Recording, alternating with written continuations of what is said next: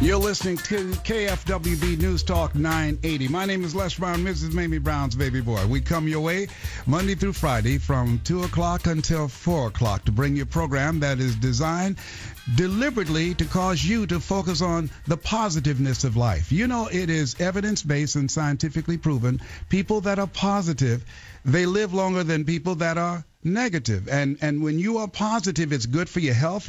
It strengthens your immune system. When you have a sense of optimism and possibilities, when you go up against stuff and when you have setbacks, and that's going to happen, your recovery rate is faster. You realize you have comeback power regardless of what you go through. Stuff happens, and you understand that nothing happens to you until it happens through you. So when you listen to this program, it is designed deliberately to build mental resiliency. Yes, it is to fortify you, to live your life from the inside out rather than from the outside in. And you are part of a community of greatness that we are deliberately creating. And thank you so much for listening. My name is Les Brown, Mrs. Mamie Brown's baby boy. Today is Fantasy Friday, and we're asking you to just use your imagination. Let's have some fun today. If you could have lunch with anybody in the world, dead or alive, who would you choose and why? George from Glendale, I want to know, why did you select Arnold Schwarzenegger? Hey, Les, the reason I would select Arnold Schwarzenegger is because I think that he lived the true American dream.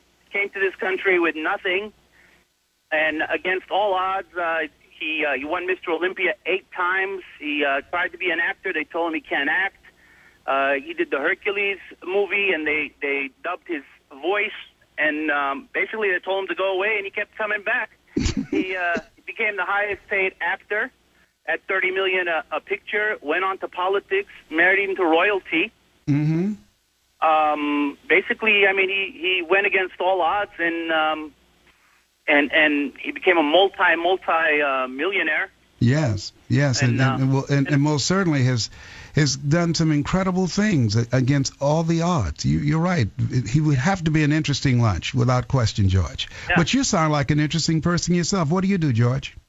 I sell cars. Fantastic. What is your real fantasy? If you could do what it is you desire to do that represents George's values and who you are as a person, what would that be, George? You know, I would love to have my own business. And what kind of business would it be, George? It would be a dealership, a car dealership. Yeah. Well, that's in your future. You have the power. You have the potential to make that happen. Okay. Yeah. Hey, thanks for taking my call. And thank you so much for calling. And don't give up on your dream, George. You have the power. Never. Okay. Thank you.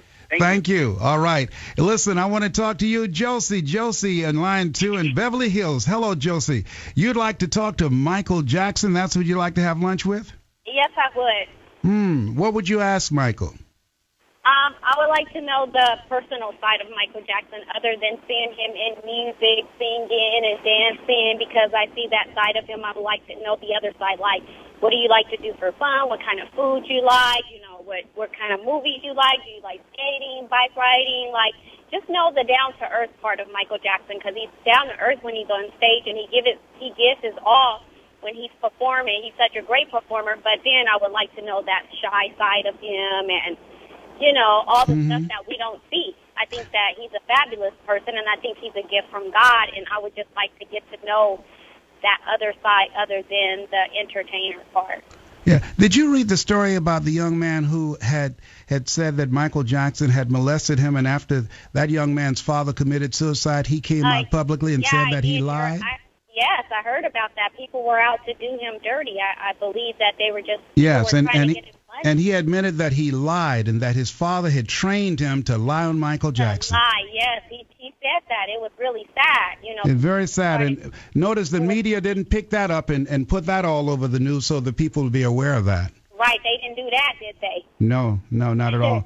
But they sure enough put it up there that he was a molester all over the place, but they didn't show it to had that going around that the father lied and made the son do that. So yeah. You see how the media could kind of like trick you a little bit? Yeah, a little bit. Come on. I mean, a lot.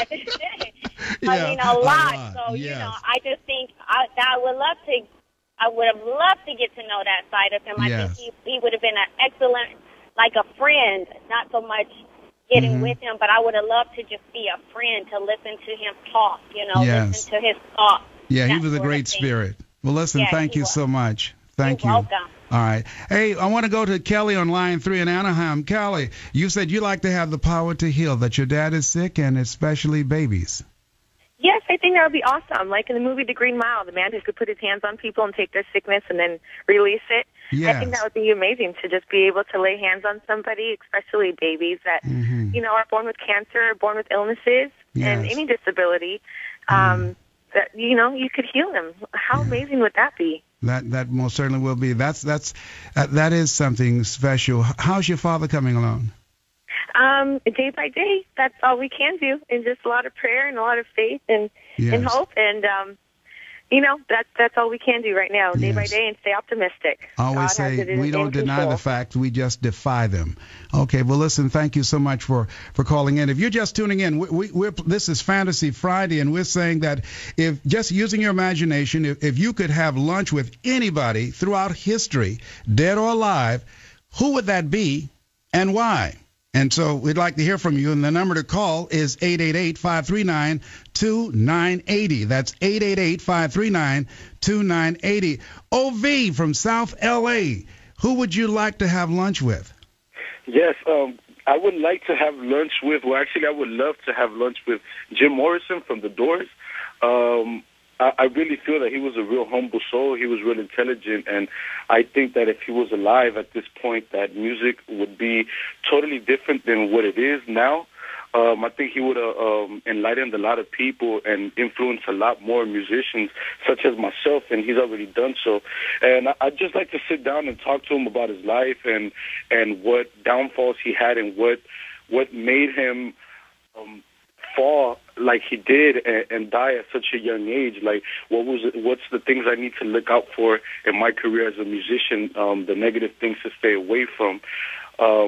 That's all I would like to talk to him about, and just kind of see what his formula was all about, and just get into his head and pick at his brain a little bit to see what's on his mind.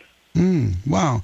Listen, thank you so much for calling in and sharing that, and thank you for listening to the program. Thank you very much for calling in as well. I'd like for you to call in. I want you to use your imagination. Today is Fantasy Friday, and let's have some fun and just use our imagination like little kids. And maybe that doesn't resonate with you about who you'd like to have lunch with. You say, well, I don't know anybody I'd like to have lunch with. Well, the other thing is that we have on the table here, what power would you like to have? If you had one superpower, we must become like little kids again. And how would you use that power? Who would you like to have lunch with and why?